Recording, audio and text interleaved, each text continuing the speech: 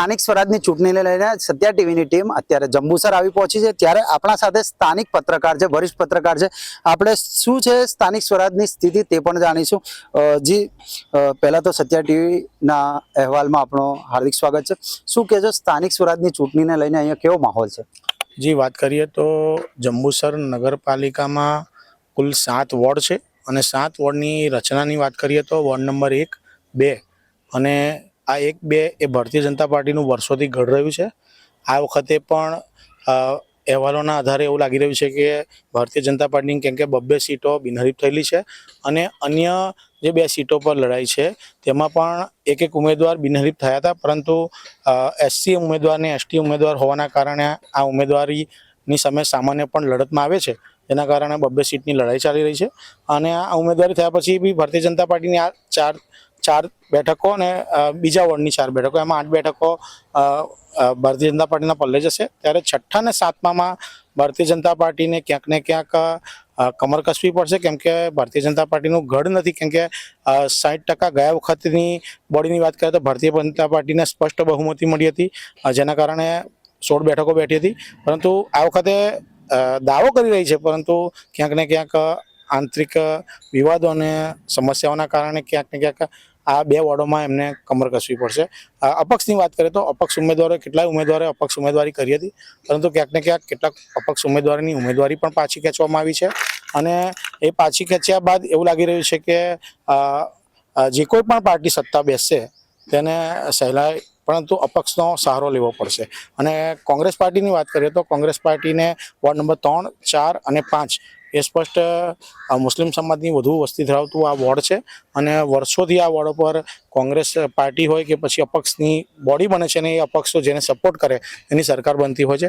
ગયા 5 વર્ષમાં ભારતીય જનતા પાર્ટીની સ્પષ્ટ બહુમતી હતી અને આ વખતે બી પાછી સત્તા બેસાડે એવી આશાઓ અને સેવાઈ રહી છે, પરંતુ ક્યાંક ને ક્યાંક 6ઠા અને 7મા વોર્ડમાં મહેનત કરવી પડશે। વિપક્ષની વાતો છે કે સ્થાનિક સ્વરાજની ચૂંટણી પણ છે, પણ આગળ પણ સ્થાનિક સ્વરાજની ચૂંટણી થઈ હતી, ત્યારબાદ પણ વાયદાઓ કરવામાં આવે છે અને કામ નથી થયા। એના વિશે શું કહેશો સ્થાનિક લેવલે?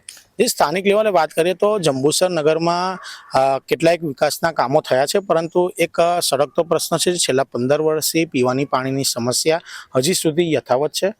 પાણી માટે જંબુસરની પ્રજા મીઠું પાણી માટે એના મુખ્ય આમ જોવા જઈએ તો 15 વર્ષ પહેલાંનો ઇતિહાસ કે જ્યારે કોંગ્રેસની બોડી હતી તે સમયમાં જે પાણીના વેરા ભરવાના હોય એ નહીં ભરવાના કારણે કે નર્મદા નિગમ વિભાગ દ્વારા જે મીઠું પાણી આવતું હતું ગામમાં તે બંધ કરી દેવામાં આવ્યું હતું।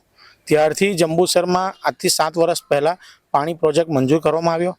પૂર્વ મુખ્યમંત્રી આનંદીબેન પટેલ દ્વારા એનું ખાતમુહૂર્ત કરવામાં આવ્યું હતું, પરંતુ આનંદીબેન ગયા, રૂપાણી સાહેબ આવ્યા અને રૂપાણી સાહેબ પછી અત્યારે દાદાની સરકાર છે, પરંતુ હજી સુધી લોકોને મીઠું પાણી મળ્યું નથી। હાલ જંબુસરમાં સૌથી વિકટ સમસ્યા કહે તો પીવાના પાણીની છે। જી, બીજા એવા કોઈ પ્રશ્નો હોય? પ્રશ્નોત્તરી કરવા જઈએ તો બીજા જે સ્થાનિક લેવલે છે, ગટર છે, રોડ રસ્તા છે, તેના મુદ્દાઓ પર શું કહેશો? જે સમગ્ર વાત કરીએ તો ગટર બાબતમાં એવું છે કે ગટરની સમસ્યા હતી, પરંતુ હાલ સમગ્ર જંબુસર નગરમાં નવી ભૂગર્ભ ગટર યોજનાનું કામગીરી ચાલી રહી છે, એટલે એ સમસ્યા આમ તો પૂર્ણ થવાના આરે છે, એટલે એ સમસ્યા હવે હાલ પ્રજાને રહેવાની નથી।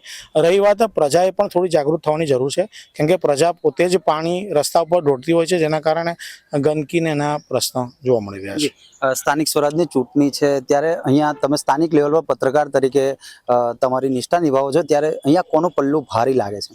જી, ચોક્કસપણે વાત કરીએ તો રાજ્ય સરકાર અને કેન્દ્ર સરકારમાં ભારતીય જનતા પાર્ટીની સરકાર હોય, વર્ષોથી અહીં અપક્ષ અને કોંગ્રેસ ભેગા મળીને સત્તા બનાવતા હતા, પણ ગયા 5 વર્ષમાં ભારતીય જનતા પાર્ટીની સ્પષ્ટ બહુમતી આવી હતી અને આ વખતે પણ જો 7મા અને 6ઠ્ઠા વોર્ડમાં પૂરતી મહેનત કરવામાં આવે તો ભારતીય જનતા પાર્ટી ફરીથી એકવાર સત્તા બેસાડશે।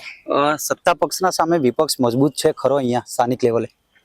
જી, વાત કરીએ વિપક્ષ એમ મજબૂત કહી શકાય, પરંતુ ક્યાંક ને ક્યાંક વિપક્ષ મજબૂત નહીં હોવાનું કારણ એવું છે કે કોંગ્રેસ પાસે એમની પાસે કાર્યકર્તાઓની કમી છે અને જે કાર્યકર્તાઓ છે એઓને સાઈડ અપ કરવામાં આવે છે। પ્રાથમિક સુવિધાઓ વિશે શું કહેશો? સ્થાનિક લેવલે પ્રાથમિક સુવિધાઓને પૂરું પાડવામાં આવે છે? જે વાત કરીએ તો હાલ જંબુસરમાં એવી પરિસ્થિતિ હતી આજથી 5 વર્ષ પહેલાંની, જ્યારે ભારતીય જનતા પાર્ટીની સરકાર બેઠી ત્યાર પછી આ સુધારો આવ્યો છે, પરંતુ હજી કેટલીક સમસ્યા એવી છે જાણે કે રોડ રસ્તાની વાત કરીએ તો હમણાં હાલ તાજેતરમાં જ જંબુસર એસટી ડેપોથી ટંકારી ભગોળ સુધીનો રોડ બન્યો છે અને આ રોડ રસ્તાની તો કોઈ સમસ્યા નથી, પરંતુ એક પીવાનું પાણી જો પ્રજાને દૈનિક દોર પર મળવામાં આવે તો પ્રજાને જે મહિને 7,000 રૂપિયાનો વર્ષે 7,000 રૂપિયાનો જે ખર્ચ કરવો પડે છે એ માતબર ખર્ચથી બચી શકે. જી આ હતા સ્થાનિક લેવલે કામ કરતા વરિષ્ઠ પત્રકાર જપન શાહ. ત્યારે સ્થાનિક લેવલે તે ગ્રાઉન્ડ ઝીરો રિપોર્ટ કરતા હોય છે અને સ્થાનિક સ્વરાજની ચૂંટણી છે સામે, ત્યારે વિપક્ષ અને અપક્ષ બંને દાવેદારી નોંધાવી અને સામે મજબૂત પક્ષ પણ હોય છે. ત્યારે અપક્ષની પણ ભારે ચર્ચા છે અહીંયા. ત્યારે સ્થાનિક લેવલે કામ કરતા તેઓને ખબર હોય છે કે અહીંયા પ્રશ્નોના નિવારણને શું અંત લાવી શકાય. પાણીની સમસ્યા છે જે 15 વર્ષથી પાણીની સમસ્યા છે તે પૂર્ણ કરવાના આરે આવે તો વધુ સારું કહેવામાં આવે. ત્યારે આ હતો જપન શાહનો રિપોર્ટ જંબુસરથી. ત્યારે હું વાત કરીશ કે આવા સ્થાનિક લેવલો પર જે પત્રકારો હોય છે, જે પત્રકારો સ્થાનિક લેવલની સમસ્યાઓને વાચા આપતા હોય છે, ત્યારે તેમને દરેક પ્રશ્નોનો હલ અને કેવી રીતના આ પ્રશ્નો ઊભા થાય છે તેમની પૂરે નિષ્ઠાવાન તરીકે કામ કરતા હોય છે અને તેમને ખબર હોય છે કે સ્થાનિક પ્રશ્નો શું છે. ત્યારે સત્યા ટીવીની ટીમ આ જંબુસર અહેવાલ પ્રસારિત કરે છે અને સત્યા ટીવી ટીમ એક ખાસ કરીને કોઈ પક્ષને કે કોઈ પક્ષ હોય, વિપક્ષ હોય, અપક્ષ હોય તેને સપોર્ટ કરતું નથી, પણ હા જરૂર જનતાના સામે એક પ્રશ્ન એવો પણ મૂકે છે કે મતદાન અવશ્ય કરજો અને તમારા દાવેદારી જે નોંધાવી છે તેને સામે લાવીને તમારા સવાલો કરજો, જેથી જવાબો આવે અને સ્થાનિક લેવલની સમસ્યાઓ પણ જણાવજો, ત્યારે તેનું નિવારણ આવશે. Satya TV news Jambusar.